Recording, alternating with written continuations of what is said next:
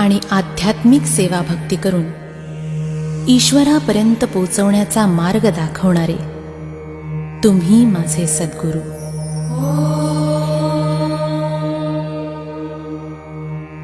गुरु शिवाय जीवन व्यर्थ आहे.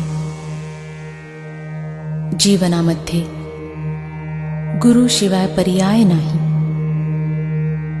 आणि म्हणूनच गुरु भक्ती करणे अनिवार्य आहे. हे सद्गुरु राया,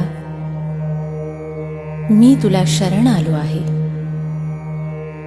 माझे सर्व काही तूच आहेस आणि म्हणून मी तुला पूजणार आहे, भजणार आहे आणि माझ्या जीवनाचे सार्थक करणार आहे.